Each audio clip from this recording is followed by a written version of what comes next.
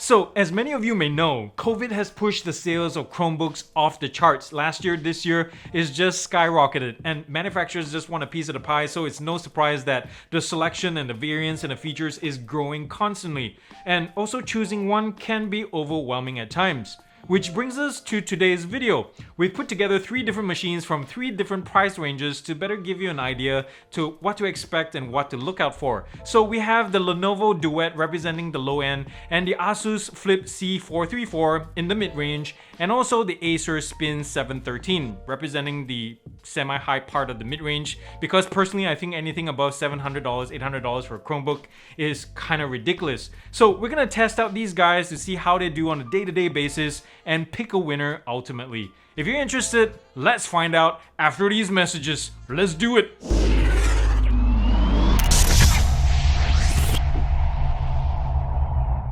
Alright, usually I like to talk specs first, then do close-ups, but since we have 3 devices here, I'm gonna do both at the same time. First up is the runt of the pack, the Duet, and this will set you back $230 if you go for the 64 gig model, or this one, $300 for the 128 gig, and I suggest this one because there's no expandable storage, which is really unusual for what is essentially a tablet.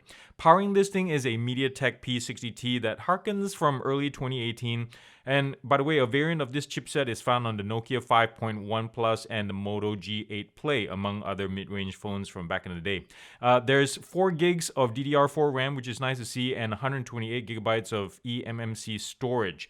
At the front, we have a 10-inch Full HD LCD IPS. It's really nice and punchy. It's a touchscreen, obviously, with 400 nits of max brightness, so it's somewhere in the mid-pack. Something that the Acer and the Asus don't have is 2 cameras on board like the Duet does. So on the back here, we have an 8 megapixel autofocus unit, and at the front here, I'm not sure if you can see that, is a 2 megapixel fixed lens version.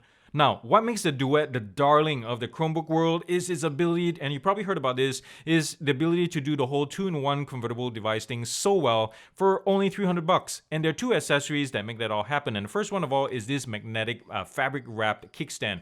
It's really, really well made. I like the fabric on this, and it doesn't add too much weight when it's just paired with the device itself to make it a back cover. And the kickstand is where it's at, guys. Very similar to the Microsoft Surface, and it opens very smoothly from 0 degrees all the way to 135. It has a nice stiff spring-loaded action, metal right here, really, really well made. I really like this, and putting this on is as simple as just snapping it on. Once the magnet catches it, it's all done. Now, the keyboard is the other one too. It's pogo connected, and the magnets are nice and strong, and there, it's done, and it's already in laptop mode, and you just pop up, open the kickstand, and you're ready to type. Now, I'm not sure if you already noticed this, you probably saw it, is there are 2 stereo speakers at the top here. Battery life is good for 10 hours, according to the factory anyway, but my testing brought out around 9 hours, 10 minutes with video playing continuously, with volume at 65% and the screen brightness at 50% for what it's worth. This thing also weighs 920 grams, which is around 2 pounds all in with the keyboard as well as the cover, which is nice and toteable, decent weight. If you remove all the accessories, it's your usual tablet weight, it's half that. And I really like the color, by the way, too, and I wish it wasn't covered by this, well, cover is this ice blue and iron gray. It's really contrasty, and it really is striking compared to your usual Chromebook color schemes. The mid-range in our lineup is taken up by the Asus Flip C434 right here, and it costs $500. And that cash nabs you an Intel M3. Yes, all the way back from 2016 with 8 gigabytes of DDR3 RAM and 64 gigs of eMMC storage. Not the latest things on the block, but it is what it is, and it actually still performs pretty decently. This thing also, the storage is expandable via micro SD card slot, unlike the Lenovo, but also similar to the Acer and most other Chromebooks of this genre anyway. Now, the screen is really where it's at. 14-inch of Full HD touchscreen with 5mm bezels on all sides. None of these other devices can beat that. And one thing nice about the thin bezels is they were able to retain the camera at the top position, none of that nose cam looking up your nostril and such. This thing also pushes 300 nits and also 100% sRGB, so color graders will be happy about this, but I wish this was brighter. 400 something would have been ideal, but 300 is on the lower end of even the mid-range brightness spectrum. Battery life is rated at 10 hours from the factory, but during my time of testing I got around 8 hours and 45 minutes with the same test cycle I did with the Duet. Weight is 3 pounds or 1360 grams thereabouts. Now I want to show you this because I'm going to compare the build quality and ports between the 3 later on, but I want to show you the twin firing speakers. It is very similar to the Acers, but I wanted to point this out to you. A wee bit higher up in the price range is this, the Acer Spin 713, and this thing costs $630, at least in this configuration. Running the show is a 10th gen Intel i5 processor with 8 gigs of DDR4 RAM, and get this, a 128 gigs NVMe SSD. Not bad for a Chromebook, right? And don't forget we have expandable storage on the side. The screen is a 13.5-inch 2K unit with a 3:2 ratio, unlike the 16:9 on the other two. So that means this is a little bit more squarish with more vertical real estate. So kind of great for tables and scrolling websites and such. This also pushes 445 nits at 80% sRGB, and it's also protected by a layer of Gorilla Glass. I'm not sure what number, but at least there's some kind of branding there. I'm not sure what the other two have. They have protection, but it's definitely not Gorilla Glass as far as I know. Now, the Acer also has military grade 810G durability, so that means if you drop this on the ground from a certain height, it will survive it. Battery life is also rated at 10 hours from the factory, but during my time of testing, I got around 9.25 hours. The weight, like the Asus, is also 3 pounds, and as I mentioned earlier, let's look at the bottom here is the downward firing speakers towards the front, and here are some venting ports. Alright, before we move on to the next part, I want to look at the port selection as well as the build quality real quick. So on the Duet, we only have one USB-C charging port, which is really sad. I wish there was some kind of pass-through or a second one, because if you add an accessory, it's just going to take up the charging ability. So here's the LED light, power button, and also the volume toggle. And as we saw earlier, the twin speakers are flanking both left and right, and then there's 2 microphones there. The left side is nice and clean. Now the keyboard itself, you're probably going to be interested in this one. I was very surprised by the quality of this. The travel is about 1.4 millimeters, which is around the same as these guys. And I was very impressed by the quality of the typing. I can keep up to speed after I learned the size of it and layout. It's really not bad. The trackpad is a little bit on the downside, but it's very usable. The magnets are nice and strong. The pogo connectors are right here, and there is some flex, as you can see. Of course, this is a convertible, but this is one of the better ones I've used so far. The tablet itself, let me bring this over. The tablet itself is very typical of Lenovo. They built really good tablets for the price. And so, like, let me turn off this screen for real quick. My fingernails don't catch on the edge of the screen. The frame, as well as where the screen meets, is really well built. This thing is really nice. Feels more expensive than it actually is. And yeah, I really like this thing. One of the best outings from Lenovo. As for the Asus, there's one omission in terms of port selection. So we have your usual USB-C, USB 3.5 power toggle switches and such like that, SD card slot on the side here, but there's no HDMI port. So for those of you who really care or want an HDMI port of some kind, you're going to have to give up a USB-C adapter, port to adapter kind of thing. So for what it's worth, that's what you have to deal with. But I really love the build quality on the Asus. This is one of my favorite, or my favorite of all three. It has the best looks for the price. I really like the bottom too, where you can't even tell, there's no venting ports anywhere. I love the speaker grills. Unlike on the Acer, where it's all your typical slats that is not very imaginative in terms of industrial design, very typical of other laptops, but this one is nice and clean. The hinge is also nice and strong. We'll talk about how the hinges perform later on. The bumper stops or the bottom stoppers are very similar to Apple products. The keyboard itself, let's pop this open real quick. The keyboard itself has nice action, 1.4 millimeters of travel, but what I do like to see is a better contrast between the keys. Under direct sunlight like this or bright light, you can't really tell the keys with even the backlight at maximum brightness. So the trackpad is also very nice and smooth, although a little bit on the small side. But I do understand they're trying to keep the form factor small. Again, I mentioned that the screen is one of my favorites in terms of the bezel. The camera is right here at the top, as well as a light sensor. I'm not sure where the microphone is, but if anybody knows, you can comment down below and tell us where it's located on this thing. As for the Acer, on the left here, you find the USB-C ports, USB 3.5 micro SD card slot, and on the right is a matching USB-C slot, as well as a full-size HDMI. This is like so rare nowadays, guys.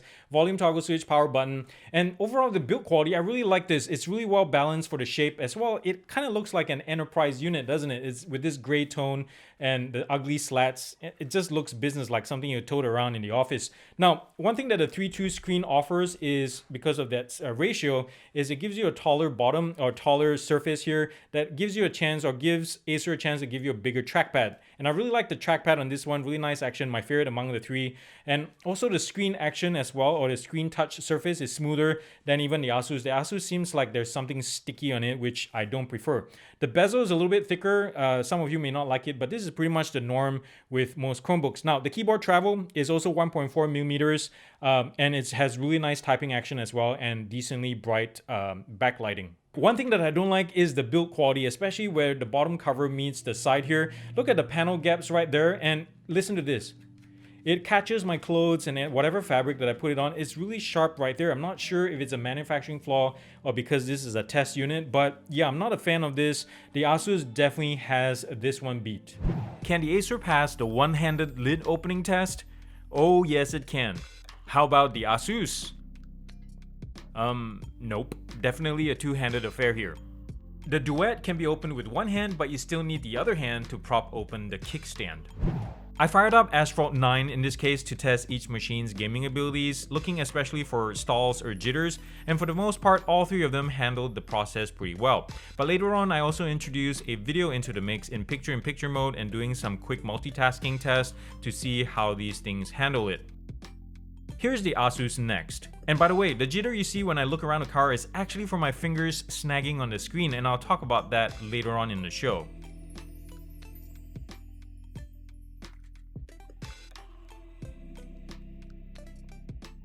And for the record, I wanted to run Genshin Impact for this test, but for some reason the Asus and the Acer would not install the latest update, while the Duet installed it no problem.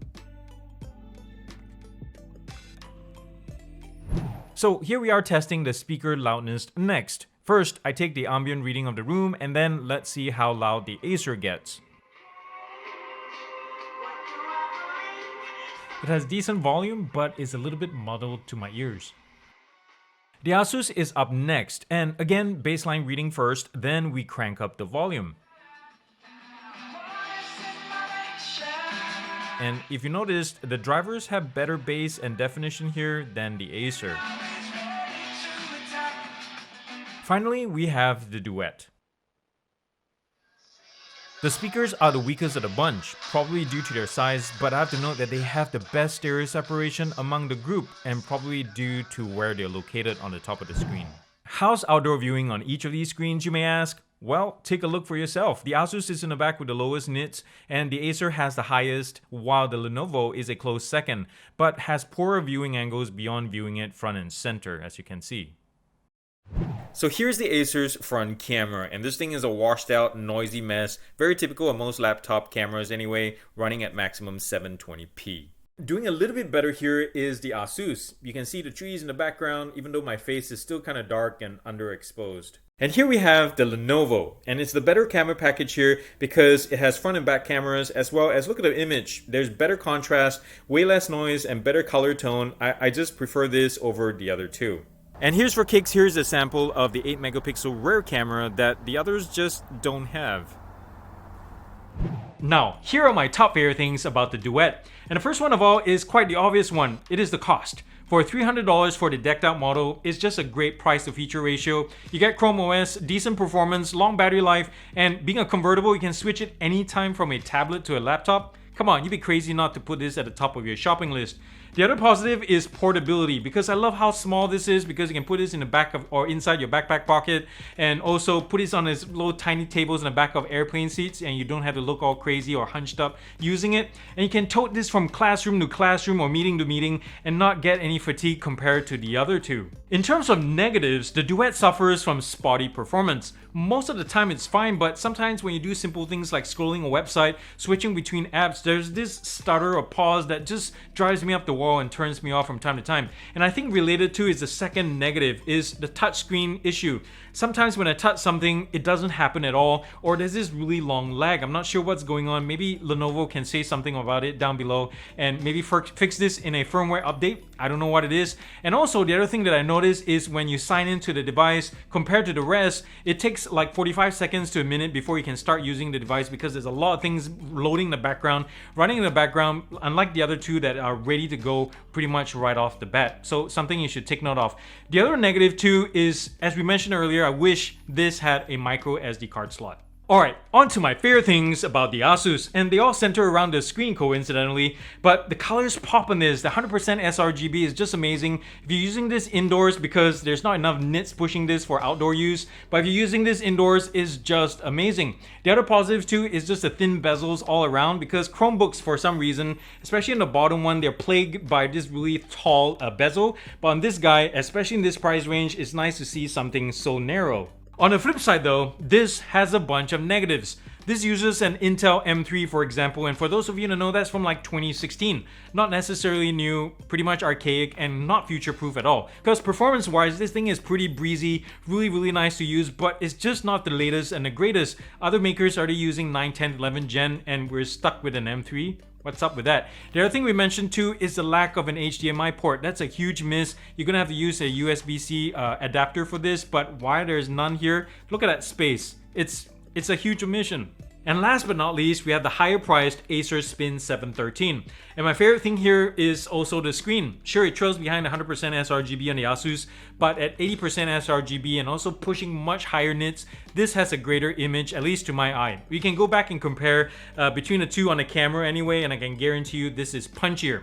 The other thing that I also like is the aspect ratio, the 3:2 aspect ratio compared to the 16:9. This is so good for typing long documents and also scrolling websites, and also for reading books in tablet mode and comics as well. This just looks much normal. The others kind of look like you're reading a newspaper or something like that, and this just feels good in the hand. Alright, on to the negatives, and the first one relates to the screen as well. So Acer advertises this screen as a resolution of 2256 by 1504.